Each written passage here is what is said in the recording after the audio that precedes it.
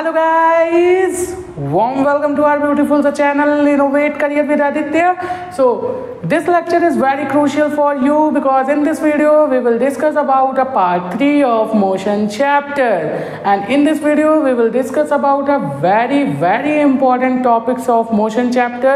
So this lecture will be very crucial. Okay, और इससे previous वाले लेक्चर की अगर अपन बात करें तो इससे प्रीवियस वाले लेक्चर में हमने क्या बातें की थी, तो वहाँ पे हमने पढ़ा था फिजिक्स का बेसिक फर्स्ट लेक्चर में, एंड देन सेकंड लेक्चर में हमने पढ़ा था मोशन का बेसिक, जिसके अंदर हमने पढ़ा था मोशन किसे कहते हैं, कब कोई बॉडी मोशन में होगी या कब कोई बॉडी रेस्ट में होगी, इसके बारे में अपन ने बात की थी, है ना। देन अपन ने टाइप्स ऑफ मोशन पढ़ा था और दो बहुत ही प्यारी सी फिजिकल क्वांटिटीज पढ़ी थी जिसका नाम था डिस्टेंस एंड डिस्प्लेसमेंट। ओके, तो जिन लोगों ने हमारा लेक्चर देखा है होप आप लोगों को बहुत ही अच्छे से समझ में आया होगा, ठीक है। और जिन लोगों ने नहीं देखा है तो डिस्क्रिप्शन में आपको उसका लिंक मिल जाएगा, वहां से जाके हमारे आप प्रीवियस लेक्चर्स को वॉच कर सकते हैं। ओके, और अगर आप चैनल पे नए हैं तो चैनल को बिल्कुल भी सब्सक्राइब करना मत भूलिएगा मेरे भाई, ठीक है। क्योंकि भाई देखो, जब आप चैनल को सब्सक्राइब कर लेते हो ना तो आगे आने वाली वीडियो की नोटिफिकेशन आपको बहुत ही जल्दी से मिल जाती है और अपने प्रिपरेशन को आप कंसिस्टेंसी के साथ कर सकते हो। बातें समझ में आती है एकदम बढ़िया से। चलिए स्टार्ट करते हैं विदाउट फर्दर डिले। हम लोग सबसे पहले अपने एजेंडा की बात करेंगे। आज का हमारा एजेंडा क्या रहने वाला है सर? आज क्या नया सीखेंगे? बहुत कुछ नया है सर। अब तो आज तो सब नया ही नया है जो सीखने वाले हैं। चलिए सबसे पहले हम लोग बात करेंगे इस वीडियो में स्पीड एंड वेलोसिटी के बारे में। अगेन तो प्यारी सी फिजिकल क्वांटिटीज पढ़ेंगे जिसका नाम है स्पीड एंड वेलोसिटी, ठीक है। नेक्स्ट हम बात करेंगे इनके बीच में क्या डिफरेंसेस होते हैं। नेक्स्ट अपन और थर्ड टॉपिक क्या पढ़ने वाले हैं इसके अंदर, तो हम लोग पढ़ेंगे एवरेज स्पीड और एवरेज वेलोसिटी क्या होती है, ठीक है। नेक्स्ट हम लोग बात करेंगे अपना एक बहुत ही प्यारा सा और इम्पॉर्टेंट टॉपिक जिसका नाम है एक्सेलरेशन। क्या होता है एक्सेलरेशन, कब एक्सेलरेशन प्रोड्यूस होता है, इसके बारे में बात करेंगे। And next last one but not least हम लोग बात करेंगे मोशन चैप्टर का बहुत ही इंपॉर्टेंट टॉपिक जिसका नाम है काइनेमेटिकल इक्वेशंस, ठीक है। Kinematical equation is a heart of motion chapter, है ना। हम बोल सकते हैं इसकी जान होती है। कैसे जान होती है मेरे भाई? क्योंकि without kinematical equation we can not determine the motion of an object. हम लोग नहीं डिटरमाइन कर सकते किसी भी ऑब्जेक्ट के मोशन का, है ना। अगर हम लोग बात करें तो हम लोग नहीं डिटरमाइन कर सकते। तो ये सारे के सारे जो हमारे टॉपिक्स होने वाले हैं इनको अपन इस वीडियो में कवर करेंगे और बहुत ही प्यार तरीके से आपको समझाएंगे, ठीक है। तो आप लोग बिल्कुल एकदम लास्ट तक हमारी वीडियो को देखेंगे, कॉपी पेन लेके बैठेंगे और नोट्स बनाते चलेंगे, ठीक है। चलिए स्टार्ट करते हैं अपने फर्स्ट टॉपिक से। पहला टॉपिक है हमारा स्पीड एंड वेलोसिटी, जिसमें सबसे पहले अपन बात करेंगे स्पीड की, है ना, कि स्पीड क्या होती है, इसे हम कैसे डिफाइन करते हैं। तो अभी हमने बताया ये एक फिजिकल क्वांटिटी है, लेकिन इसे कैसे डिफाइन किया जाता है ना। कब कोई बॉडी की स्पीड कितनी है हम कैसे पता कर पाते हैं, या कोई बॉडी किस स्पीड से मूव करती है ना। ये सारी चीज़ें हम डिटरमाइन करने के लिए हमें पढ़ना पड़ता है इस फिजिकल क्वांटिटी को जिसका नाम है स्पीड। अब देखिए, अगर हम इसको डिफाइन करना चाहें तो हम बोल सकते हैं इट इज़ डिफाइंड एज, क्या बोलेंगे? It is defined as the distance travel per unit time, ठीक है। It is defined as the distance travel per unit time is called speed, is called speed. तो अगर हम बात करें यहाँ से और इसकी क्या प्रॉपर्टीज होती हैं, तो हम बोल सकते हैं it is a scalar quantity. भाई फिजिकल क्वांटिटी तो होती ही होती है, लेकिन हमने बताया था फिजिकल क्वांटिटी में हमारी दो टाइप की आती है, एक स्केलर एंड एक वेक्टर। डिफाइन करने के लिए हमारे पास मैग्नीट्यूड हो ना सफिशिएंट है, डायरेक्शन की जरूरत नहीं है। बात समझ में आती है? इसी वजह से ये क्या है, स्केलर क्वांटिटी। नेक्स्ट प्रॉपर्टी की अगर हम बात करें, यानी इसकी यूनिट की बात करें मेरे भाई, तो यूनिट जो इसकी होती है ना वो मीटर पर सेकेंड होती है। ये कैसे आती है चलिए समझते हैं। अगर हम बात करें इसकी डेफिनेशन की, तो ये क्या होता है, distance travel per unit time, है ना। यानी अगर हमको किसी भी बॉडी की स्पीड पता करनी है ना, स्पीड, ठीक है, तो वो कितनी डिस्टेंस ट्रेवल कर रही है, कितनी डिस्टेंस ट्रेवल कर रही है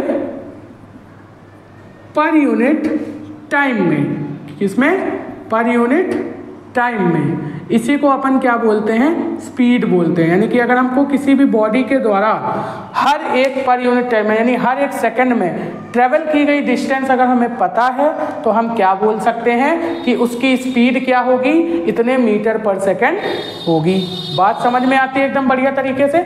अच्छा, अब ये यूनिट हमारी मीटर पर सेकंड आती कैसे है, तो देखिए डिस्टेंस की यूनिट अपन की क्या होती है, मीटर, टाइम की यूनिट क्या होती है, सेकंड, तो इसे हम बोलते हैं इसी तरीके से इसकी यूनिट क्या आ जाती है, मीटर पर सेकंड, है ना। और ये यूनिट जो होती है ना, इसको हम बोलते हैं डिराइव्ड यूनिट। ठीक है, हमने अपने प्रीवियस लेक्चर में आपको 3 तरीके की यूनिट बताई थी, एमकेएस यूनिट, सीजीएस यूनिट और एफपीएस यूनिट। लेकिन इसके अलावा अगर हम यूनिट्स को और ज़्यादा एडवांस वे में 2 तरीके से बाइफरकेट करें तो हम यहाँ से बोल सकते हैं कि वे यूनिट जो कि स्टैंडर्ड यूनिट से डिराइव्ड होती हैं उन्हें हम बोलते हैं डिराइव्ड यूनिट। यानी बाइफरकेट करें तो हम क्या बोल सकते हैं कि जो यूनिट होती है ना हमारी, वो भी 2 टाइप की होती हैं। एक होती है हमारी स्टैंडर्ड यूनिट, ठीक है, लिखते चलिएगा भाई, है ना, क्योंकि मैंने आपको पहले ही बताया नोट्स ही है आपका ब्रह्मास्त्र। ठीक है, ये है स्टैंडर्ड यूनिट। और एक होती है हमारी डिराइव्ड यूनिट। कौन सी होती है मेरे भाई, डिराइव्ड यूनिट। ठीक है, तो स्टैंडर्ड यूनिट क्या होती हैं, जो हमें डायरेक्ट दी हुई है। जैसे लेंथ की यूनिट क्या होती है, मीटर, हमें पता है, ये डिफाइन की गई है डायरेक्टली। इसी तरीके से अगर हम बात करें ब्रेथ की, तो ब्रेथ की यूनिट क्या होती है, वो भी मीटर होती है भाई। लेंथ, ब्रेथ, हाइट सब मीटर में ही तो मेजर करते हैं। नेक्स्ट होती है मास, मास की अगर हम बात करें तो उसे हम केजी में मेजर करते हैं। तो इस तरीके से 7 स्टैंडर्ड यूनिट हमारी बनाई गई है। अमाउंट ऑफ सब्सटेंस, हीट, ठीक है, और हमारे पास होती है टेम्परेचर, टाइम, और हमारे पास होता है मास। ठीक है, तो इस तरीके से हमारी 7 स्टैंडर्ड यूनिट होती है। इन्हीं 7 स्टैंडर्ड यूनिट का यूज करके इस तरीके की क्वांटिटी को डिफाइन करने के लिए जो हम यूनिट डिराइव करते हैं, जैसे ये मीटर पर सेकंड, इस टाइप की यूनिट को हम बोलते हैं डिराइव्ड यूनिट। तो डिराइव्ड यूनिट क्या होती है, जो स्टैंडर्ड यूनिट से डिराइव की गई है। ठीक है, ऐसे समझ में आया एकदम बढ़िया तरीके से, क्लियर है। चलिए इसको नोट करिए, देन अपन बात करते हैं वेलोसिटी की, है ना। वीडियो को पॉज करके नोट करिएगा भाई मेरे। अब हम लोग इसको बात करते हैं वेलोसिटी की। चलिए इसी के नीचे लिखते हैं ना, नोट करते रहिए। वेलोसिटी की अगर हम बात करें तो पहले समझ लेना देन नोट करना। Velocity, velocity again a physical quantity, लेकिन ये स्पीड से थोड़ी सी डिफरेंट होती है। ठीक है, कैसे डिफरेंट होती है, क्योंकि अगर हम इसको डिफाइन करते हैं तो इसकी डेफिनेशन क्या बोलती है। ठीक है, ये बोलती है it is defined as the displacement,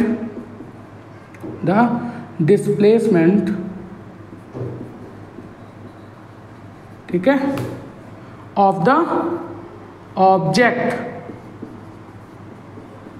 पर यूनिट टाइम। ठीक है, यानी कि इसको हम डिफाइन करते हैं डिस्प्लेसमेंट से। या फिर इसके अलावा अगर हम लिखना चाहें तो एक डेफिनेशन इसकी और लिख सकते हैं हम क्या लिखेंगे कि the distance travel by an object, ठीक है, in unit time in given direction is known as velocity। क्या बोलेंगे, is known as वेलोसिटी। अब देखिए दोनों डेफिनेशन क्या है, डिस्प्लेसमेंट बोले ऑब्जेक्ट का, या फिर हम बोले कि एक गिवन डायरेक्शन में कोई भी ऑब्जेक्ट पर यूनिट टाइम में जितनी डिस्टेंस ट्रेवल करता है वो उसकी क्या कहलाती है मेरे भाई, वेलोसिटी कहलाती है। बातें समझ में आ रही है आपको बढ़िया तरीके से। तो देखिए वेलोसिटी क्या होती है, डायरेक्शन पे डिपेंड करती है। इसी वजह से मैंने क्या बोला, इन गिवन डायरेक्शन। थोड़ा सा शोर हो रहा है भाई, अगर शोर आ रहा हो तो उसके लिए माफ़ी चाहूँगा, थोड़ा सा कोऑपरेट करिएगा, है ना, क्योंकि ये थोड़ा सा शोर वाला एरिया है।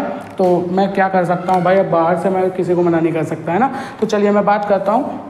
अगर मैं बात करता हूँ डिस्टेंस की, तो यहाँ वेलोसिटी की, तो वेलोसिटी क्या होती है, यूनिट टाइम में गिवन डायरेक्शन में जितनी डिस्टेंस ट्रेवल होती है उसे वेलोसिटी कहते हैं। बस इसी वजह से वेलोसिटी जो होती है वो हमारी क्या बन जाती है, वेक्टर क्वांटिटी। क्या बन जाती है मेरे भाई, वेक्टर क्वांटिटी बन जाती है। तो अगर आपसे कोई पूछेगा कि स्पीड एंड वेलोसिटी में क्या डिफरेंस है, तो ये एक स्केलर क्वांटिटी होती है, ये एक वेक्टर क्वांटिटी होती है। स्पीड में हमें डायरेक्शन की जरूरत नहीं होती है और वेलोसिटी में हमें डायरेक्शन की जरूरत होती है। तो अगर हम इसके फॉर्मूला की बात करें तो हम क्या बोल सकते हैं, अगर हमें किसी भी ऑब्जेक्ट की वेलोसिटी डिफाइन करनी है सर, तो हमें कैसे डिफाइन करना पड़ेगा? तो हम बोल सकते हैं distance travel in given direction. जिस डायरेक्शन में डिस्टेंस ट्रेवल होगी उसको डायरेक्शन के साथ रखोगे, या फिर आप बोल सकते हो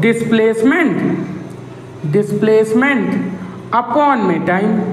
ये हमारा क्या होता है? वेलोसिटी होता है। अच्छा, डिस्प्लेसमेंट को भी हम किस में मेजर करते हैं? मीटर में मेजर करते हैं। डिस्प्लेसमेंट को भी किस में मेजर करते हैं मेरे भाई? मीटर में, ठीक है। और टाइम को मेजर करते हैं सेकंड में। तो इसकी भी यूनिट क्या निकल के आ जाती है? मीटर पर सेकंड निकल के आ जाती है। तो इन दोनों में सिमिलैरिटीज क्या होती हैं कि यूनिट्स जो होती हैं दोनों की सेम होती हैं। बातें समझ में आ गई? डिफरेंसेस समझ में आ गया भैया। इसको हम डिफाइन करते हैं distance travel per unit time, recap कर लेते हैं ना। और इसको बोलते हैं, ये एक स्केलर यूनिट होती है। यहाँ पे अगर हम बात करें तो ये एक वेक्टर यूनिट होती है। बातें समझ में आती हैं? नोट करिए एकदम बढ़िया से, है ना। नेक्स्ट अपन बात कर लेते हैं इसके डिफरेंसेस के बारे में। तो ये सारे डिफरेंसेस हमने आपको बता ही दिए। एक और दो पॉइंट हम लोग लिख लेते हैं वेलोसिटी के, है ना। तो आप इसके बाद आप लोग हेडिंग डालेंगे difference between speed and velocity. क्या डिफरेंस होता है स्पीड और वेलोसिटी में, इसके बारे में अपन बात करेंगे, है ना। तो फटाफट से हेडिंग डालिए और एक तरफ लिखिए स्पीड और सेकंड आप लिखेंगे कॉलम बना के वेलोसिटी। तो फर्स्ट हमने क्या बताया?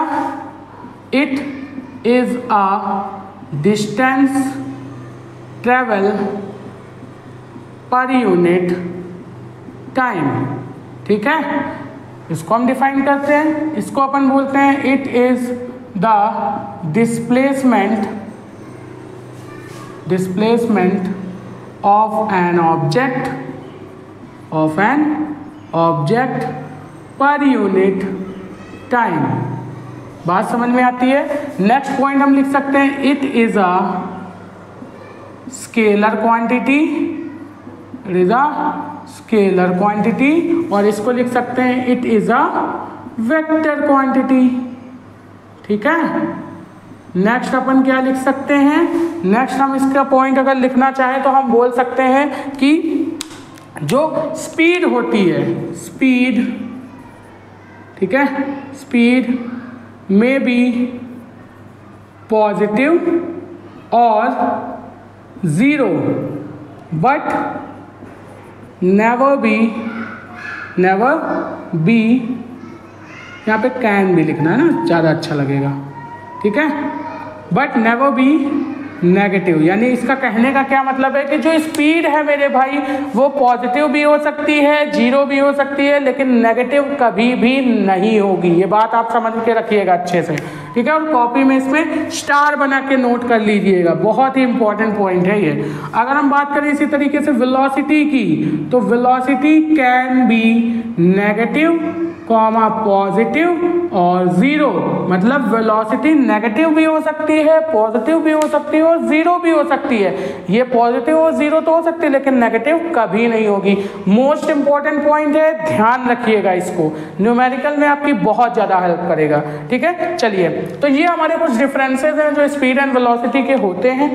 अब अगर हम लोग बात करें अपने नेक्स्ट टर्म की, तो ये है हमारा average speed and average velocity का टर्म। बहुत ही प्यारा सा टर्म है, इसको भी लगे हाथ समझ लेते हैं। अगर हम बात करें एवरेज स्पीड की, तो एवरेज स्पीड होती क्या है भाई, एक एग्जाम्पल से समझते हैं। समझ लीजिए हमारे पास ये हमारा कोई ऑब्जेक्ट है, ठीक है, जो क्या करता है t1 समय में s डिस्टेंस ट्रेवल करता है, ठीक है, और यहाँ पहुँच जाता है। फिर t2 टाइम में ये क्या करता है, s2 डिस्टेंस ट्रेवल करता है और कहाँ पहुँच जाता है, इस जगह पर पहुँच जाता है, ठीक है। नेक्स्ट अगर हम बात करें तो अगेन ये ट्रेवल करता है और t3 टाइम में ये कहाँ पहुँच जाता है, s3 डिस्टेंस ट्रेवल करके यहाँ पहुँच जाता है। तो अगर हम जानना चाहते हैं कि ये किस स्पीड से चल रहा है भाई मेरे, कि ये किस स्पीड से चल रहा है जो इतनी इतनी डिस्टेंस ये ट्रेवल कर रहा है। तो अगर हम इसकी एवरेज स्पीड लिखना चाहें तो हमारा जो फॉर्मूला होता है एवरेज स्पीड का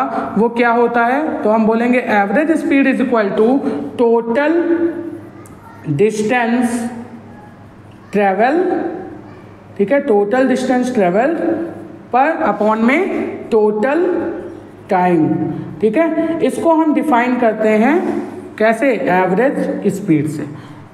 टोटल डिस्टेंस अपॉन में टोटल टाइम जो होता है यही हमारा क्या होता है, एवरेज स्पीड होता है, ये ध्यान में रखिएगा। तो अगर हम इसकी डेफिनेशन लिखना चाहें तो हम लिख सकते हैं कि average speed is defined as the total distance travelled by an object per unit total time interval is called, क्या बोलेंगे, एवरेज स्पीड। बात आती है समझ में, क्लियर है ना एकदम बढ़िया से। अगर अच्छा लग रहा हो कंटेंट, वीडियो अच्छी लग रही हो, आपको कंटेंट समझ में आ रहा हो तो वीडियो को लाइक कर देना और अपने दोस्तों में शेयर कर देना। बातें समझ में आती है एकदम बढ़िया से। नए हो तो चैनल को सब्सक्राइब तो करना ही है, मैंने पहले ही बोल रखा है ना। तो ये हो गई एवरेज स्पीड। देन बात कर लेते हैं एवरेज वेलोसिटी की। देखिए भाई, हमें थोड़ा सा रफ करना पड़ेगा, है ना, तो इसको मैं रफ करता हूँ। अगर आपने नोट नहीं किया तो वीडियो को पॉज करके नोट कर लेना।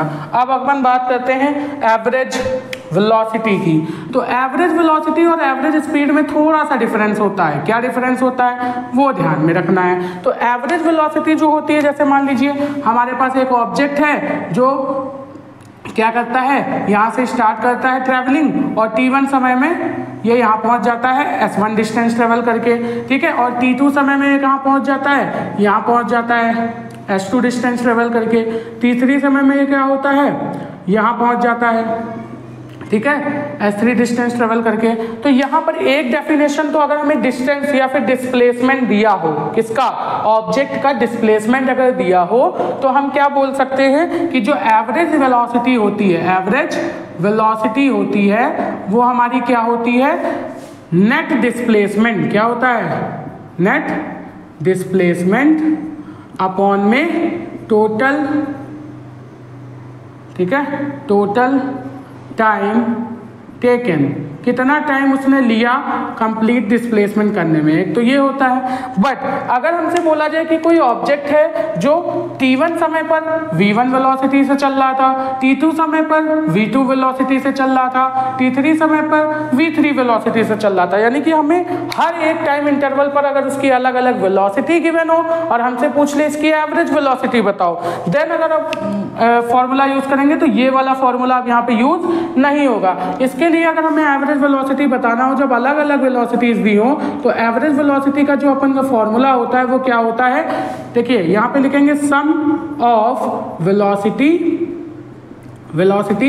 अपॉन में total number of velocity, total number of velocities. ये आपको ध्यान रखना है। इसका कहने का मतलब क्या है कि जितनी भी वेलोसिटीज दी हुई हैं उनको सम करो। तो यहाँ पर पहले इंटरवल पे v1 है, प्लस दूसरे इंटरवल पे क्या है, v2 है, प्लस तीसरे इंटरवल पे क्या है, v3 है। इस तरीके से आगे आपको और भी वेलोसिटीज मिल सकती हैं। अपॉन में अगर टोटल नंबर ऑफ वेलोसिटी की बात करें तो कितनी है, जितनी वेलोसिटी है उतने से डिवाइड कर दो।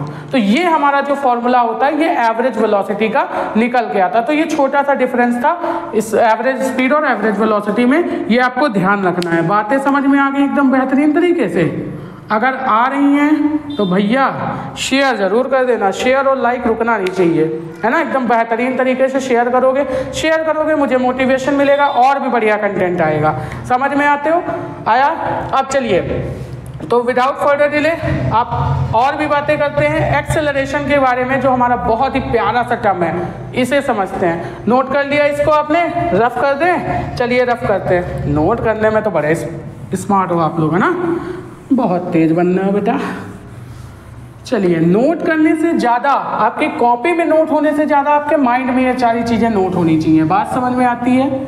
चलिए आगे बढ़ते हैं, बात करते हैं हम किसकी, एक्सेलरेशन। देखिए कितना बेहतरीन सा हमने स्टार बना दिया है यहाँ पे ब्लैक ब्लू कलर से, है ना। तो यहाँ पर हम लोग बात करते हैं एक्सेलरेशन की। तो अगर हम बात करें एक्सेलरेशन की अगर हम बात करें तो इसे अपन डिनोट करते हैं स्मॉल a, और इसके ऊपर हमने लगा दिया है उड़ता हुआ तीर। उड़ता हुआ तीर नहीं पकड़ना बेटा, है ना। तो उड़ता हुआ तीर बताता क्या है, ये जो एरो है मेरा भाई ये बताता है वेक्टर क्वांटिटी को। क्या बताता है? वेक्टर क्वांटिटी, यानी कोई भी ऐसी क्वांटिटी जो वेक्टर है उसके ऊपर आपको ये एरो मिलेगा ही मिलेगा। बात समझ में आती है? तो ये वेक्टर क्वांटिटी को मैंने प्रीवियस लेक्चर में भी बताया था कि ये एरो आपको मिलेगा। तो आप लोग इसी वजह से बोल रहे हैं कि भाई प्रीवियस लेक्चर को जरूर वॉच करना, डिस्क्रिप्शन में लिंक है, जाके देख लेना उसको, ठीक है? देन आप ये लेक्चर वॉच करना ताकि आपको और अच्छे से क्लियर होगा। और अगर आप देख रहे हो तो यहाँ पे बातें समझ में आएंगी, लेकिन इसको देखने के बाद आप बात को लेक्चर वॉच जरूर करिएगा प्रीवियस वाले, ठीक है? तो एक्सेलरेशन की बात करें तो ये कब आता है? It exist only when, it exists only when there is non-uniform motion, ठीक है? यानी अगर हम अपनी डेली लाइफ की बात करें तो ज़्यादातर हम अपनी डेली लाइफ में क्या देखते हैं? नॉन यूनिफॉर्म मोशन देखते हैं, ठीक है? तो अगर हम बात करें एक्सेलरेशन कब आता है? जब मोशन नॉन यूनिफॉर्म होता है। नॉन यूनिफॉर्म मोशन और यूनिफॉर्म मोशन क्या होता है? We have already discussed in previous lecture, है ना? तो यहाँ पर अगर हम नॉन यूनिफॉर्म मोशन की बात करें तो क्या होता है? जब कोई भी ऑब्जेक्ट अनइक्वल डिस्टेंस ट्रेवल करता है in equal interval of time में, तो वो नॉन यूनिफॉर्म मोशन कहलाता है, तभी एक्सेलरेशन का केस आता है। तो अगर हम अपने मोशन को पूरा फिर से रिकैप करें ना इस एक्सेलरेशन को डिफाइन करने के लिए, तो हमने मोशन को दो तरीके से पढ़ा था। पहला था हमारा यूनिफॉर्म मोशन और दूसरा था हमारा नॉन यूनिफॉर्म मोशन, ठीक है? तो अगर हम यूनिफॉर्म मोशन की बात करें, ठीक है, तो यूनिफॉर्म मोशन में क्या आता है मेरे भाई? यूनिफॉर्म मोशन में हमारी जो स्पीड होती है वो कांस्टेंट होती है, बताया था ना मैंने। अब अगर स्पीड यहाँ पर कांस्टेंट होती है तो यहाँ पर जो एक्सेलरेशन होता है वो जीरो, यानी किसी भी ऑब्जेक्ट की अगर स्पीड कांस्टेंट है, किसी भी ऑब्जेक्ट की क्या है? अगर स्पीड कांस्टेंट है, यानी कोई भी ऑब्जेक्ट कांस्टेंट स्पीड से ट्रेवल कर रहा है, तो वहां पर उसका एक्सेलरेशन क्या होगा? जीरो, क्योंकि एक्सेलरेशन आता ही तब है जब मोशन कैसा होता है? नॉन यूनिफॉर्म, यानी किसी भी ऑब्जेक्ट की स्पीड चेंज हो रही होती है टाइम इंटरवल के साथ। यानी कि हम बोल सकते हैं नॉन यूनिफॉर्म मोशन कब आएगा मेरे भाई? सॉरी, मार्कर गिर गया मेरा, है ना? चलिए अगर हम बात करें तो नॉन यूनिफॉर्म मोशन कब आएगा? जब स्पीड हमारी क्या होगी? वेरिएबल। स्पीड क्या होगी हमारी? वेरिएबल होगी। तो स्पीड वेरिएबल होने का मतलब क्या है? कि हर एक टाइम इंटरवल पर जो स्पीड है वो अलग अलग आ रही है ऑब्जेक्ट की। तो यहाँ से हम बोल सकते हैं कि इस केस में जब स्पीड हमारी अलग अलग आती है तो एक्सेलरेशन जीरो नहीं होता है, ठीक है? इसकी कोई ना कोई वैल्यू होती है। समझ में आया? It will be something. तो भैया अगर हमसे पूछा जाए कि हम कैसे वेलोसिटी या स्पीड को डिटरमाइन करेंगे अगर हमारा यूनिफॉर्म मोशन हुआ या नॉन यूनिफॉर्म मोशन हुआ, तो देखिए जब यूनिफॉर्म मोशन होता है तो स्पीड होती है कांस्टेंट, वहाँ एक्सेलरेशन का कोई भी टर्म आता नहीं है। तो एक्सेलरेशन का जब कोई टर्म आता नहीं है तो यूनिफॉर्म मोशन में अगर हमें स्पीड मेजर करनी है ना, स्पीड किसी भी ऑब्जेक्ट की, तो हम सिंपल सा फॉर्मूला लगाते हैं, speed is equal to distance upon में टाइम, और हमें सीधा सीधा आंसर मिल जाता है। यानी कोई भी ऑब्जेक्ट अगर यूनिफॉर्म मोशन कर रहा है और उसकी स्पीड बतानी है तो हम बोलेंगे speed is equal to distance upon time लगा दो, आपको स्पीड पता चल जाएगी। बट अगर कोई भी ऑब्जेक्ट नॉन यूनिफॉर्म मोशन कर रहा है मेरे भाई, तो नॉन यूनिफॉर्म मोशन में speed variable, acceleration not equal to zero. तो जब एक्सेलरेशन जीरो नहीं होता है ना, तब यहाँ पे टर्म आता है किसका? काइनेमेटिकल इक्वेशंस का। यानी कि जब एक्सेलरेशन जीरो नहीं होता है तो ये अपने साथ लेकर आता है क्या?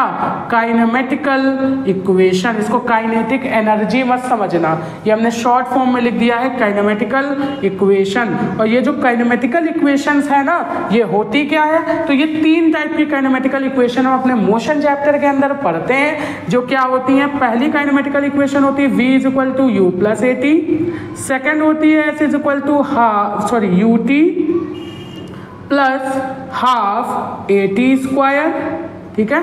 और थर्ड होती है v square is equal to u square plus 2as।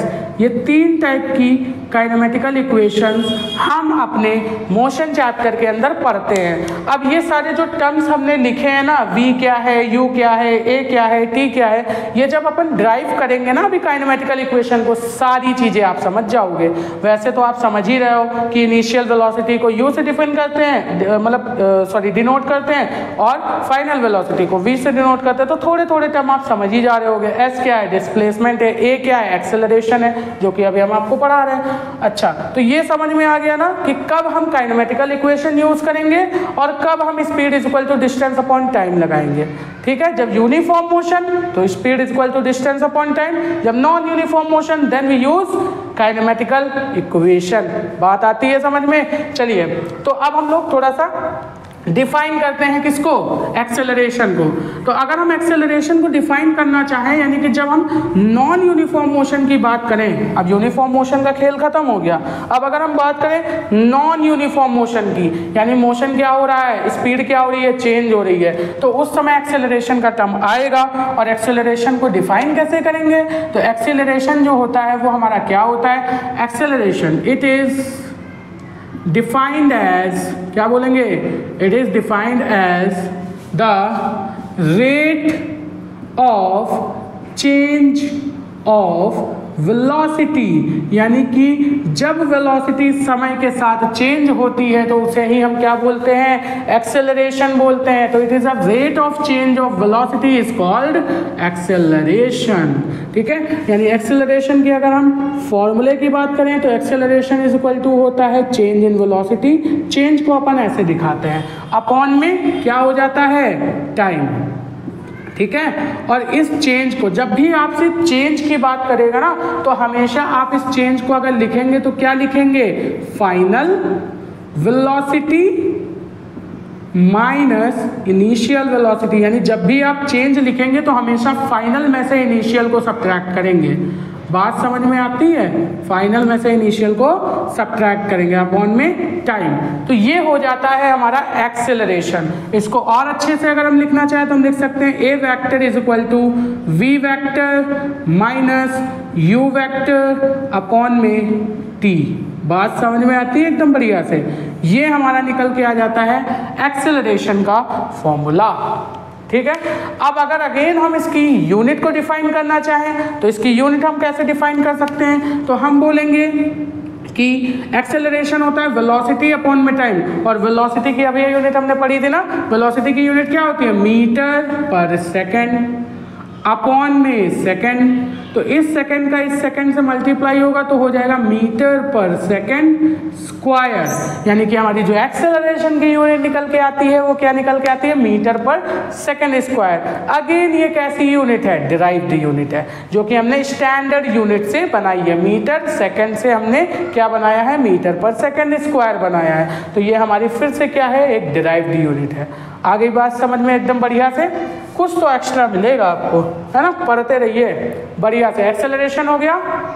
चलिए आगे बढ़ते हैं। अब हम बात कर लेते हैं अपनी डेरिवेशन ऑफ काइनेमेटिकल इक्वेशन की, क्योंकि जब हम नॉन यूनिफॉर्म मोशन पढ़ रहे हैं तो हमें ज़रूरत है किसकी, हमें ज़रूरत है काइनेमेटिकल इक्वेशन की। तो determine the velocity of an object. ठीक है, जो भी ऑब्जेक्ट हमारा मोशन में है उसकी वेलोसिटी को डिफाइन करने के लिए हम क्या पढ़ेंगे, काइनेमेटिकल इक्वेशंस।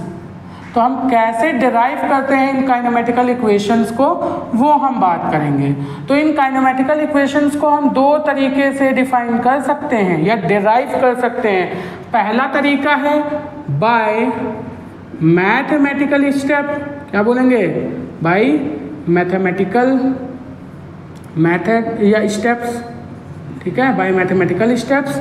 और दूसरा है ग्राफिकल मेथड। दूसरा क्या है हमारा, ग्राफिकल मेथड। यानी पहला है मैथमेटिकल मेथड और दूसरा है हमारा ग्राफिकल मेथड। ठीक है, तो मैथमेटिकल स्टेप्स के थ्रू हम कैसे डिफाइन करेंगे और ग्राफिकल मेथड के थ्रू हम कैसे डिफाइन करेंगे, आइए बात करते हैं। तो हम एक एग्जाम्पल लेते हैं। सबसे पहले हम लिखेंगे कि मान लीजिए हमारे पास एक ऑब्जेक्ट है, वी हैव एन ऑब्जेक्ट।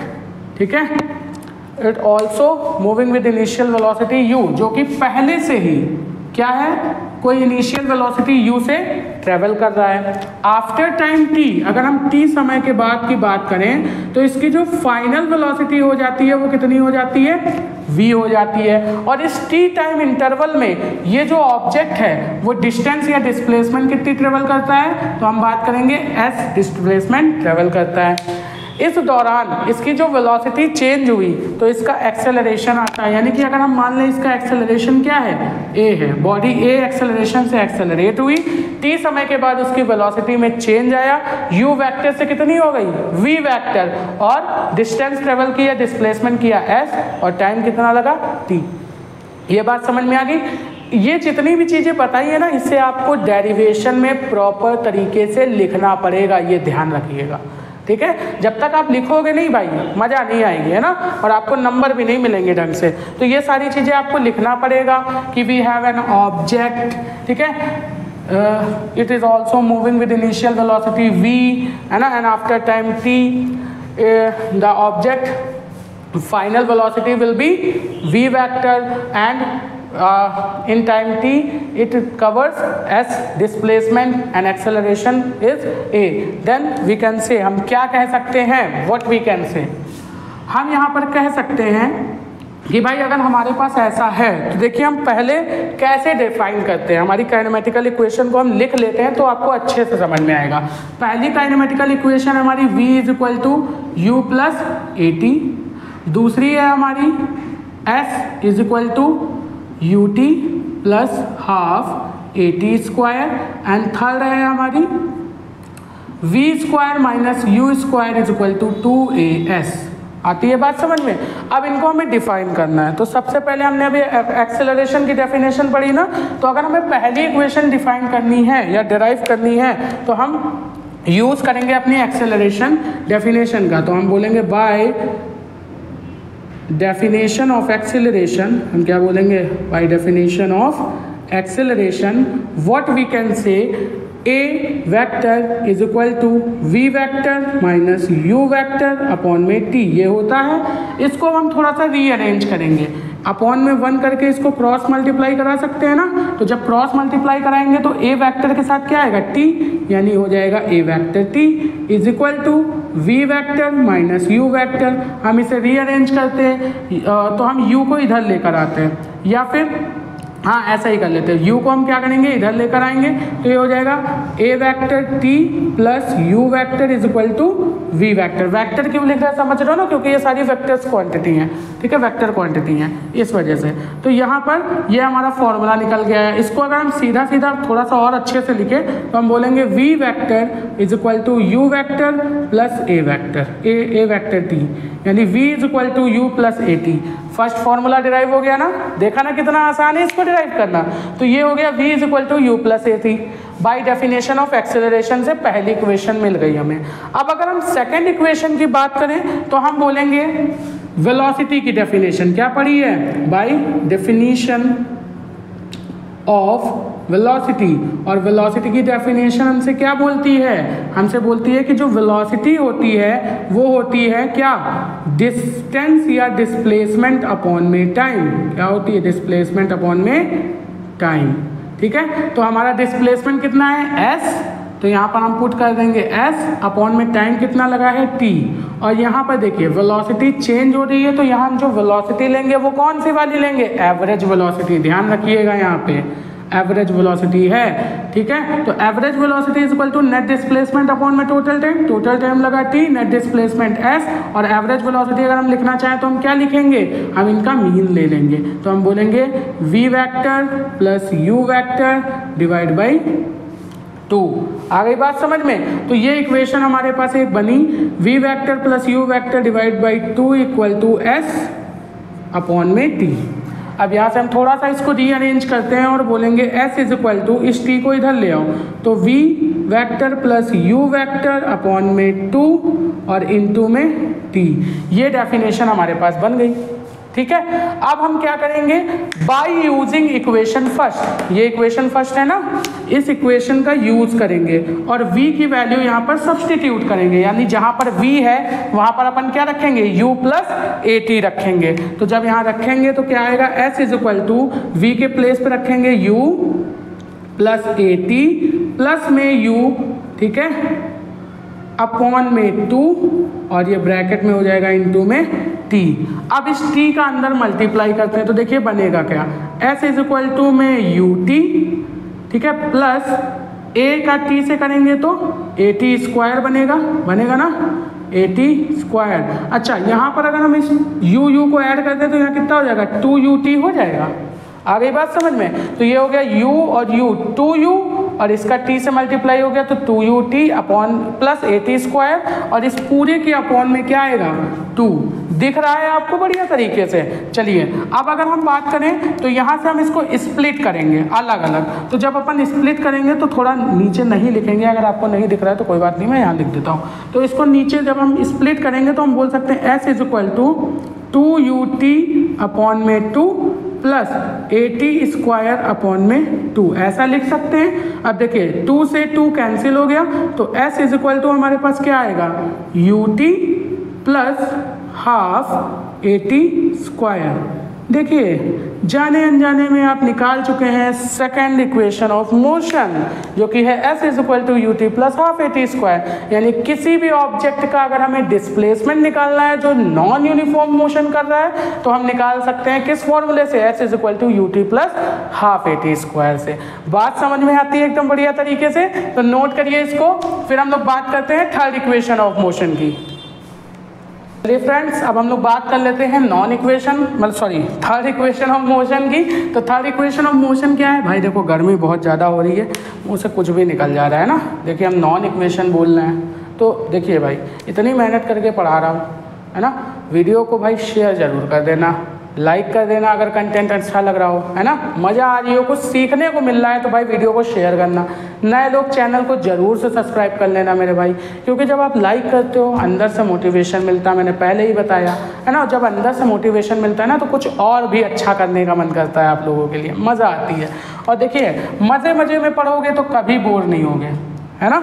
तो आपको बोर नहीं होना है, बढ़िया से पढ़ना है, मज़े से पढ़ना है, आराम से पढ़ना है और अपने 9th क्लास को बहुत ही बेहतर तरीके से एंजॉय करना है। थर्ड इक्वेशन ऑफ मोशन को हम कैसे डिराइव करेंगे? अभी हमने फॉर्मूला क्या डिराइव किया था, s is equal to v vector plus u vector upon में 2, ये हमने डिराइव किया था ना। और इनटू में क्या था हमारे पास, t। प्रीवियस अभी हमने जो डेरिवेशन की s is equal to ut plus half at square में, वहाँ पे हमने किसकी वैल्यू सब्सटीट्यूट की थी, v की वैल्यू। अब थर्ड इक्वेशन ऑफ मोशन अगर हमें डिराइव करनी है तो v को ऐसे ही रहने देंगे। अब यहाँ पर हम t की वैल्यू को सब्सटीट्यूट करेंगे। सर हमने आपको आपने v की वैल्यू तो हमें दिखा दिया लेकिन t की वैल्यू तो दिखाया ही नहीं। तो भैया फिर से देखो ना, बाई डेफिनेशन ऑफ एक्सेलरेशन हमने देखा था ना, बाई डेफिनेशन ऑफ एक्सेलरेशन क्या देखा था कि a is equal to v vector minus u vector upon में t होता है। अब अगर इस t को इधर ले आए, a को इधर ले आए तो t is equal to v vector minus u vector upon में a। ऐसा नहीं लिख सकते हैं हम। बोलोगे क्यों नहीं लिख सकते सर? बिल्कुल लिख सकते हैं। तो जब बिल्कुल लिख सकते हैं तो इसी वैल्यू को हम सब्सटीट्यूट करेंगे ऊपर वाले में, तो हम क्या लिखेंगे, पुट इन अबव इक्वेशन। जब इसे हम ऊपर वाली इक्वेशन में पुट करेंगे तो अपन क्या बोलेंगे, हम बोलेंगे s is equal to v vector plus u vector upon में 2, ये एक ब्रैकेट में, और यहाँ पर क्या आएगा तो v vector minus u vector upon में a। अब इसको आपस में मल्टीप्लाई करो तो क्या आएगा, यहाँ से देखिए अगर हम इसको मल्टीप्लाई करेंगे तो इसको हम क्या लिख सकते हैं, v vector plus u vector और v vector minus u vector upon में 2 का a से करेंगे तो 2a is equal to s, ऐसा बोलेंगे। अब यहाँ से अगर हम ध्यान से देखें तो ये कौन सी आइडेंटिटी बन रही है? आपने एक आइडेंटिटी पढ़ी होगी कि अगर हमारे पास a plus b, a minus b इस टर्म में लिखा है तो इसे हम लिख सकते हैं a square minus b square. पढ़ा है कि नहीं पढ़ा है? इसी आइडेंटिटी का यूज करके हम इस एक्सप्रेशन को क्या लिख सकते हैं कि v vector square minus u vector square upon में 2a, और ये इक्वल टू में क्या है, s। अब क्रॉस मल्टीप्लाई करा दो सिंपल सा भाई। तो जब क्रॉस मल्टीप्लाई कराओगे तो ये आएगा 2as is equal to v vector square minus u vector square. ठीक है, तो यहाँ से अगर हम बात करेंगे तो यहाँ हमारे पास वैल्यू क्या आएगी, v vector square is equal to u vector square plus 2as। बन गई ना थर्ड इक्वेशन ऑफ मोशन। बहुत ज़्यादा आसान है मेरे भाई, बहुत ज़्यादा आसान। ठीक है, तो यहाँ पर आपको बस क्या करना है, ढंग से अच्छे तरीके से इस मैथमेटिकल स्टेप का यूज़ करके आप कैसे काइनेमेटिकल इक्वेशन डिराइव करोगे, समझ गए एकदम बढ़िया तरीके से। अब हम लोग नेक्स्ट वीडियो में जो बात करेंगे, क्योंकि देखो भाई आपको मैं दोनों मेथड इस वजह से अभी नहीं बता रहा हूँ ना, क्योंकि अगर मैं बताता हूँ आप समझ तो जाओगे, लेकिन आप प्रैक्टिस करके आओगे तो ग्राफिकल मेथड बहुत ज़्यादा ईजी है, ऐसे ही बस होना है ये सारी चीज़ें। इसी वजह से मैं आपको समय दे रहा हूँ, आप एक बार क्या करना, इसकी बहुत ही अच्छे तरीके से प्रैक्टिस करना एंड देन देखना आप ग्राफिकल मेथड को चुटकियों में कर दोगे, क्योंकि बस हमें ग्राफ ही तो बनाना है, बाकी सारे स्टेप्स यही हैं। ठीक है, तो इसको बढ़िया से करके आना।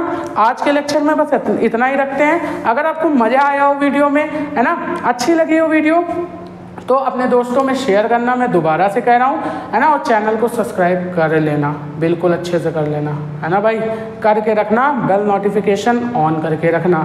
ठीक है, तो आज के लेक्चर में बस इतना ही, बाकी मिलते हैं अपने नेक्स्ट लेक्चर में। दैट्स ऑल फॉर टुडे, 10 विदानिया गाइस।